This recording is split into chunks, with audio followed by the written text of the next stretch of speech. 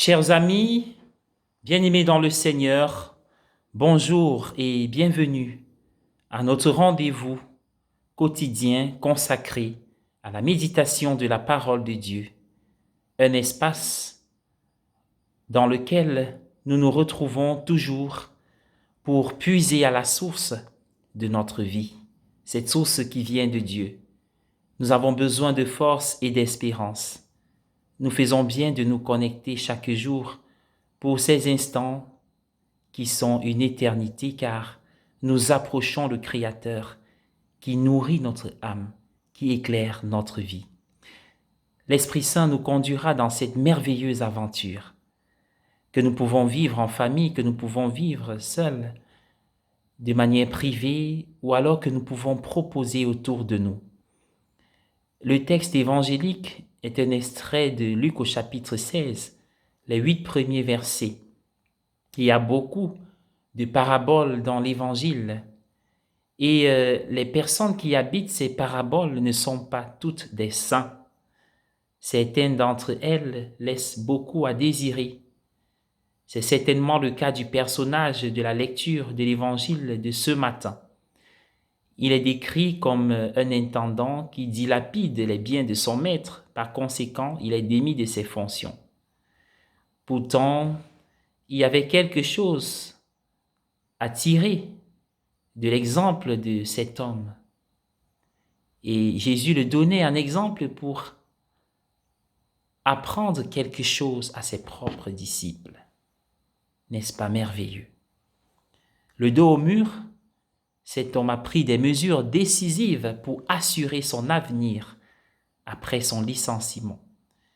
Il a traité favorablement ceux qui avaient une dette envers son maître, s'assurant qu'il aurait des gens bien disposés envers lui lorsqu'il se retrouverait sans emploi.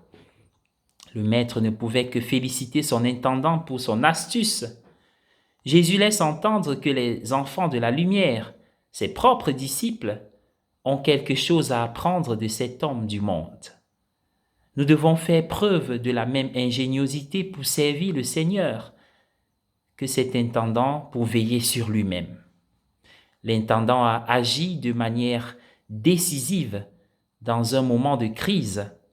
Nous devons faire de même en vivant de notre foi. Nous vivons un moment de crise, même en termes de foi. Nous avons besoin de toutes les compétences et de tous les dons que le Seigneur nous a donnés pour répondre à cette crise. C'est le moment d'être proactif et de ne pas rester les bras croisés dans un esprit de découragement.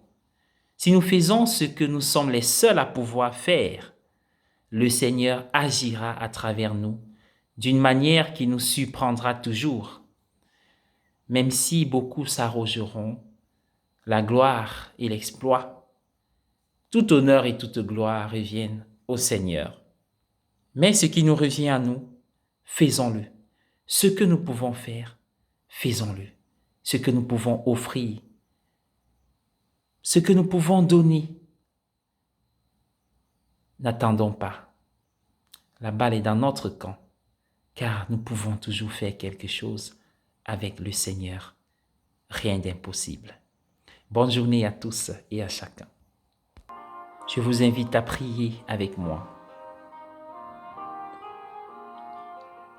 Au nom du Père et du Fils et du Saint-Esprit. Amen. Dieu très bon,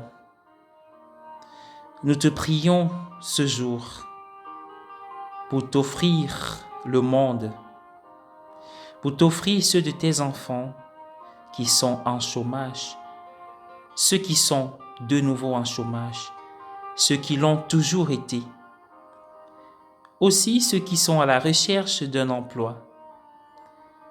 Nous te prions pour ceux dont les affaires tournent au ralenti, pour ceux qui sont en congé technique, ceux qui, à cause de la crise, ne se sont jamais remis debout. Tu as dit, Seigneur, dans ta parole, l'homme mangera son pain à la sueur de son front. Fais quelque chose de nouveau dans leur vie. Ouvre-leur les portes qui leur sont fermées. Bénis les activités qui ne marchent pas, qui ne marchent plus. Que par ta puissance, tes enfants qui ne parviennent pas à joindre les deux bouts puissent enfin manger leur pain à la sueur de leur front et bénis davantage ton nom. Seigneur, n'oublie pas ceux qui sont heureux actuellement, malgré les difficultés, ceux qui parviennent à trouver le sourire, des raisons d'espérer et d'avancer. Ne les quitte jamais et soutiens-les toujours dans l'épreuve. Amen. Au nom du Père et du Fils et du Saint-Esprit. Amen.